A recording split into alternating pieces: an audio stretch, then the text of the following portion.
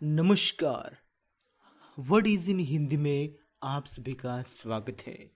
और word is in Hindi में आज हम लोग बात करने वाले हैं एक बहुत ही खास विषय के बारे में।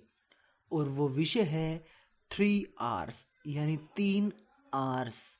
तो कई जगह पर हम लोग देखते हैं कि 3 लिखने के बाद वहाँ पर R और उसके ऊपर अपॉस्ट्रोफी के साथ S लिखा हुआ मिलता है। और हमसे पूछा जाता है कि 3 R's का मतलब क्या होता है।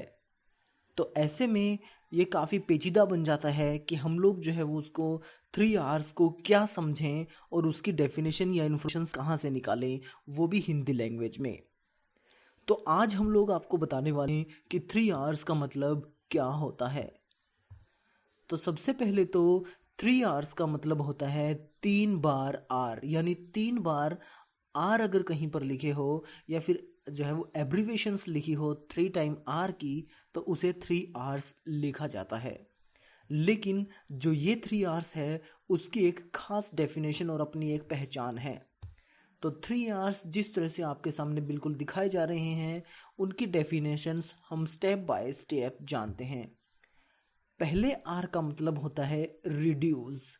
ये तीनों के तीनों आर प्रकृति से जुड़े हुए हैं और प्रकृति को बचाने के लिए हमारा एक मैसेज है जो कि काफ़ी शॉर्ट में हम लोग अपने दोस्तों या फिर किसी को देना चाहें तो दे सकते हैं। तो पहला आर रिड्यूस, उसके बाद दूसरा आर जो होता है वो रीयूज के लिए प्रयोग होता है, और तीसरा जो आर है वो होता है रिसाइकल।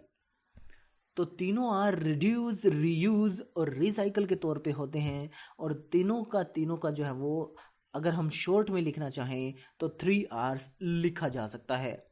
अब बात आती है इसकी हिंदी की।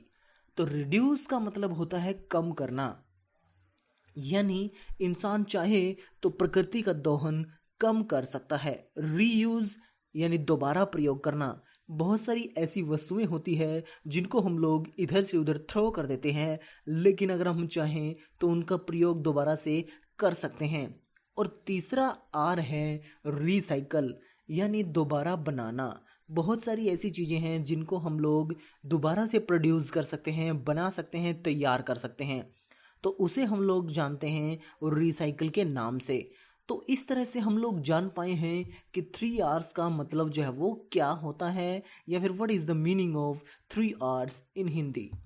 तो उम्मीद है अगर आपको जानकारी अच्छी लगी और आप जानकारी से संतुष्ट हैं और जान पाएँ कि जानकारी से या 3 R's से मतलब जो है वो क्या होता है, तो वीडियो को लाइक कीजिए, शेयर कीजिए और साथ के साथ चैनल को सब्सक्राइब करना बिल्कुल मत भूलिए, इसी तरह की खास जानकारियों को पाते रहने के लिए।